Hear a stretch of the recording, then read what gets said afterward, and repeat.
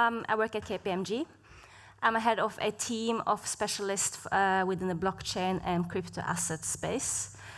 My introduction to blockchain and cryptocurrency technology was actually on the sort of the bad side. I'm former law enforcement. And I was back in 2018 tasked to build up the Norwegian police crypto capabilities. Back then, it was basically a big black hole of money laundering, at least in the police perspective. And then, luckily for me, I journeyed over to the KPMG last year, where I can actually work more in the opportunity field. I don't only see the bad stuff, and I can see a lot of interesting innovation going on. But we are KPMG, so it's very important for us with risk management and governance and compliance. And that's why I'm here, and I want to probably talk about something that's not that interesting, but it's very important that we follow the rules, because as long as we follow the rules, we will have more mass adoption and we have a lot more opportunities. Let's see. What's great is that I will actually build on top of Nikolai's presentation. I didn't know, so that's perfect. And I want to talk a little bit about future of crypto assets. First of all, why do we need regulation? And most of you people know is that there's been a lot of things happening the past 2 years. The FTX bankruptcy, you also got the Terra collapse.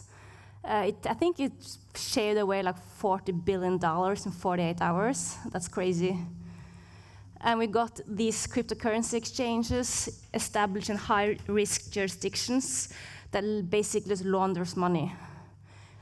Good thing is that if you are a really bad actor in the space, such as Bitslato, at some point when you want to travel to a country who does not really like that you launder a lot of money, you might end up in arrest instead of the beach. So he's charged now with a quite, yeah. And of course, you got all these crypto influencers who keep talking about this amazing token or project, which is basically a scam. And these are the things, among others, we need to regulate for us to move over to a more safe and secure space in the future. To be honest, it feels kind of like this. There's been so many bad things happening. The risk appetite, particularly within the traditional finance, is more scary. There's been a lot of articles about people losing all their money, exchanges collapses. But luckily for us, there's a new opportunity and a new beginning. And as we've all been talking about today, we are still in early stages of mass adoptions. You can see this arrow here. If you guys know Everett Rogers' innovation curve, we are probably at the early adopter stage. But then again, there's a good reason why DNB is here, Sparebank 1 is here.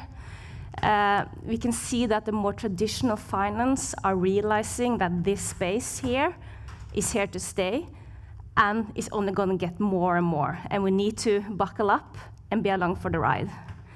And also, as a KPMG, they realized 2 years ago that, shit, we haven't joined this party yet, and we need to, because this is just going to get bigger and bigger, and we need to be there. There's a lot of regulations now in EU. You got the markets and crypto assets, which I will talk a little bit more about. You got the transfer of funds regulation, which is basically that cryptocurrency exchangers or virtual asset service providers such as Firi and K33 need to know the counterparty. It's the same as when you are looking at your bank account in DNB. You can see who are the sender, who sends you money, and who are you sending money to, right? It needs to be transparent. You got the crypto asset reporting framework, or CARF. It's basically a tax reporting regulation which will oblige exchanges such as Firi to share the data of their customers to the tax authorities at the end of the year. Similar way that your bank account in a traditional bank will be in your tax return. The last one, you got the financial data access or FIDA regulation, which basically means that a financial institution customers will have more control of what data will be shared to a third party. And that also includes for virtual asset service providers such as Firi or K33. I keep using you guys an example because you've been talking. As well as token issuers. And there is already talking about different more regulations to come. As of now, the DeFi is out of scope, but I'm pretty sure that's going to change in the future. What's going to happen is going to be more clearer regulatory landscape and also with more increased adoptions. And I think we're quite lucky who are in this space so early, because it's so interesting about having the innovation and the creativity and also the endless possibilities. We have been talking about central bank digital currency, but what I want to say is that Ina, the CEO of the central bank in Norway, Ida Wolden Bakke, she actually said out in the media December last year, we are particularly concerned about the development to extend that it will become a source of systematic risk. It may be a source of financial instability of crypto assets become too widespread, or if there is too close of an interconnection with the traditional financial system. So what I can hear is that if we can't beat them, let's join them. And that's probably one of the reasons they are so moving fast forward with the central bank digital currency. Yes, but now I want to talk about the markets and crypto assets, the new uniform EU regulatory framework for crypto assets. The reason I want to talk about it is because there are my people here, either on the stream or here in the audience, who are considering moving into the space. And there are certain things you need to be aware of.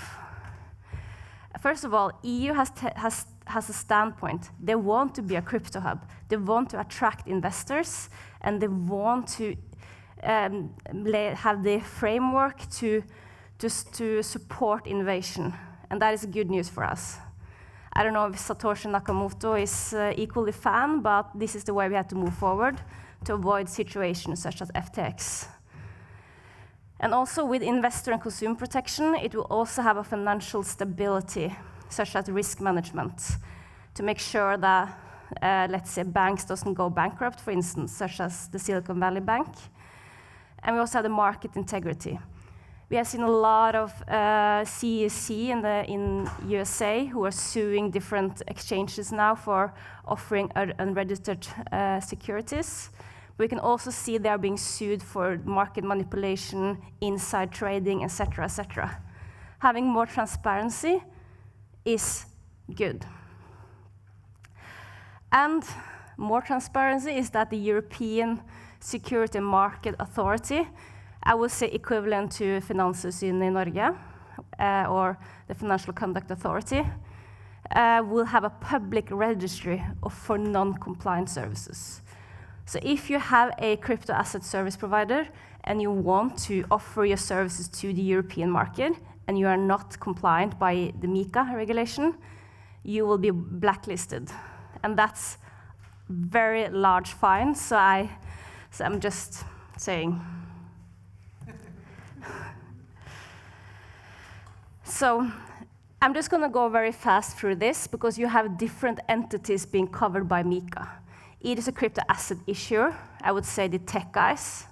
Those are the people who actually create the crypto asset and the tokens, as well as coding the smart contract. They are the one who does not necessarily offering to the public, but they will creating the assets. It will also be, and also when they are creating an asset, they have to be completely transparent with what kind of asset this is and which potential underlying assets.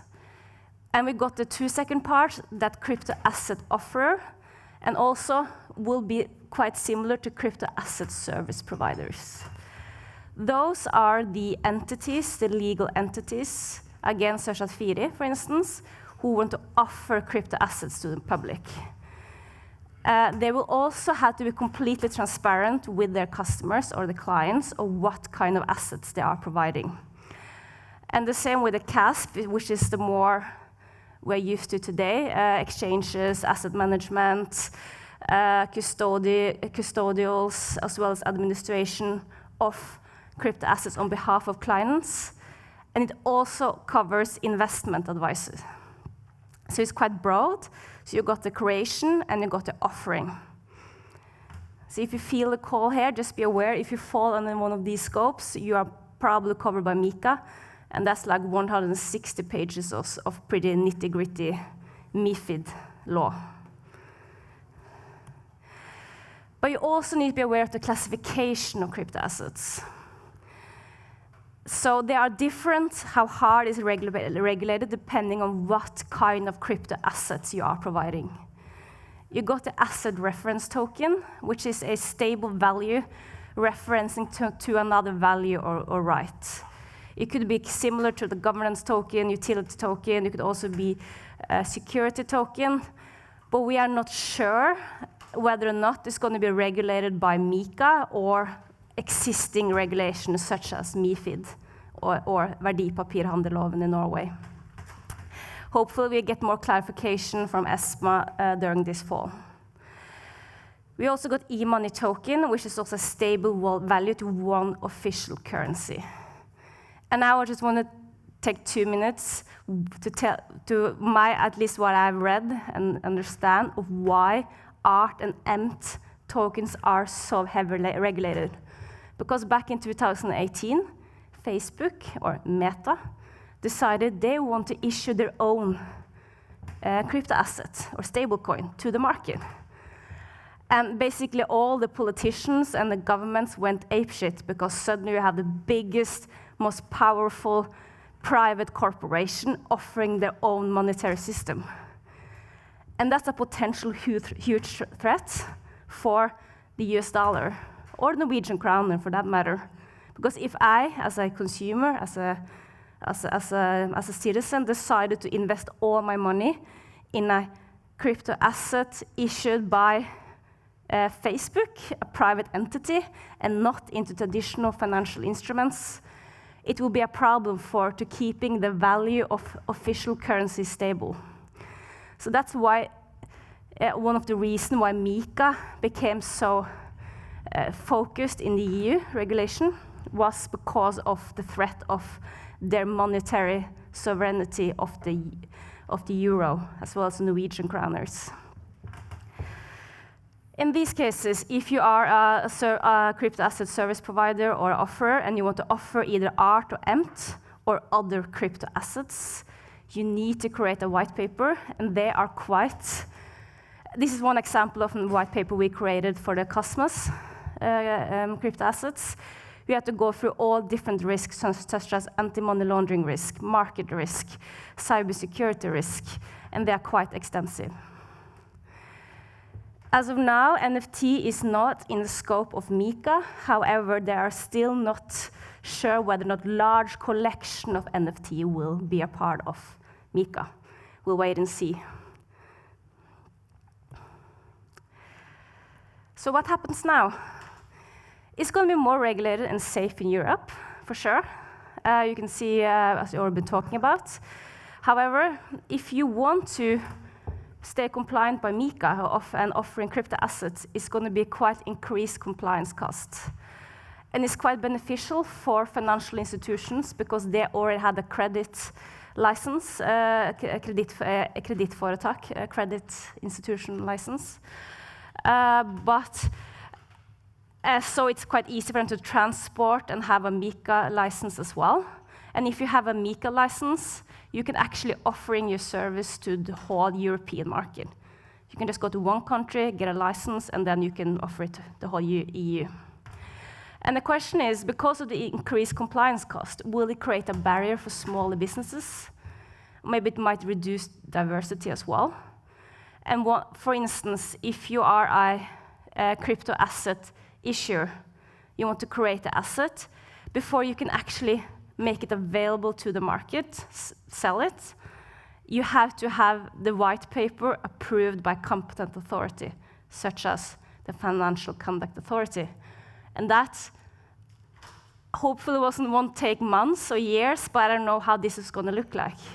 But there are some compliance costs you need to be aware of. And this is pretty far away from my combating crime and money laundering background, but we need not forget that blockchain technology and crypto assets are borderless anonymous by nature, even though it's more regulated to make it less anonymous. And there will always be services outside EU. And me as a consumer, a person, can just create an account anywhere I want in the whole world and have my assets there. And there will always be a risk of money laundering. And even though this space will be more regulated, we still need to be aware of new ways for criminals to launder money.